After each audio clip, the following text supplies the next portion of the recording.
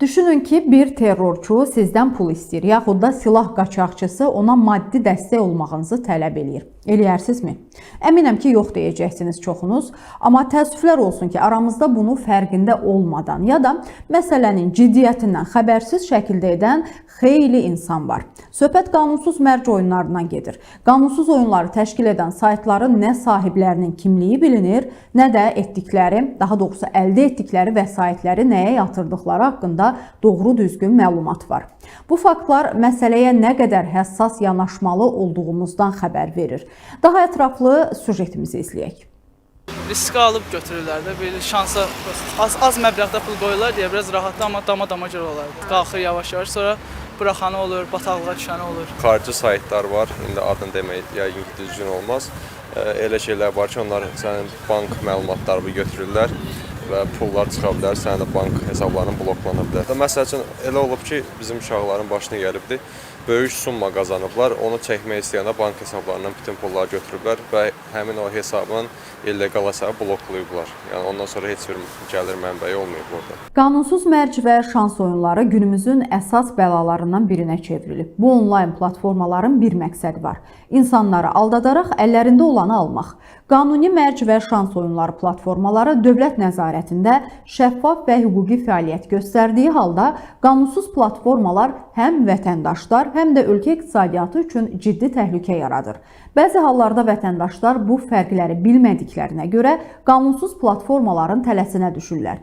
Belə oyunlara daxil olan zaman vətəndaşların kart nömrəsi, şəxsi məlumatları tələb olunur ki, bu da məlumatların kibercinayət qruplarının əlinə keçməsinə səbəb olur. Xüsusilə də bu platformaların əksəriyyəti rəsmi nəzarət və təhlükəsizlik standartlarından kənarda fəaliyyət göstərdiyinə görə istifadəçilər bu platformalardakı şəxsi və maliyyə məlumatlarının necə və nə cür istifadə olunacağı haqqında xüsusi bir məlumatları olmur.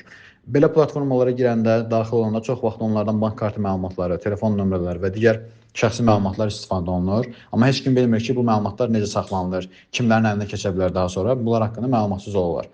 Nəticədə də istifadəçilərin kart məlumatlarının oğurlanması, hesablarının ələ keçirilməsi və yaxud da məlumatların üçüncü tərəfindən paylaşılması və yaxud da satılması kimi hallar baş verə bilər.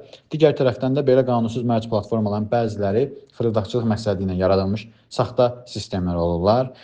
Bu hallarda istifadəçi müəyyən məbləğdə pul yatırsa belə qazancını geri çəkə bilmir və yaxud da hesabını avtomatik bloklayırlar. Kiber təhlükəsizlik baxımından da ən təhlükəli məqam odur ki, buradakı məlumatlar daha sonra kiber cinayət qruplarının əllərinə keçə bilər və daha sonra da fərqli hücumlarda istifadə oluna bilər.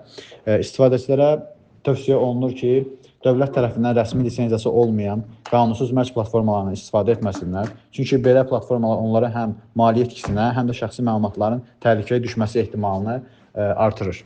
Oyunlar ölkə iqtisadiyyatı üçün də çox ciddi təhlükə yaradır. Mospet, Pinap, OneXBet, Betputa, Online Lotto kimi platformalar Azərbaycanda lisenziyasız fəaliyyət göstərir. Qanunsuz yollarla külli miqdarda gəlir əldə edir, dövlətə vergi ödəmir və tamamilə dövlət nəzarətindən kənarda fəaliyyət göstərirlər. Məhz qanunsuzdan söhbət gedirsə, təbii ki, bu qanunsuz dövriyyənin kölgə iqtisadiyyatının artımı heç vaxt iqtisadiyyata müsbət təsirlər göstərmir.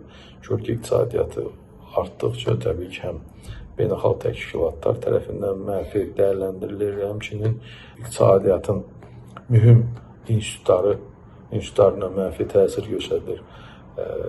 O dövriyyə çox vaxt idarə olunmur, çox vaxt məhz kriminal aləmlər tərəfindən həyata keçirilir. Bu da öz növbəsində təbii ki, makroiqtisadi duruma mənfi təsir göstərir. Bu cür qanunsuz mərc və şans oyunları platformalarından əldə edilən vəsaitlərdən çirkli pulların yuyulması, narkotik vasitələrin qanunsuz dövriyyəsi, silah alveri və digər ağır cinayətlərin maliyyələşdirilməsində istifadə olunur. Oradan gələn pullar kifayət qədər kriminal aləmə sərf olunur. Orada narkotik vasitələrin qanunsuz dövrəsi ilə bağlı sərf olunur. Hətta bəzən də biraz dərinə gedəndə kifayət qədər cəmiyyət üçün təhlükəli olan, xüsusilə təhlükəli olan mütəşəkkil cinayətkarlığın növləri ilə də məşğul olmaq imkanları verilir. Burada korrupsiya əlamətləri var.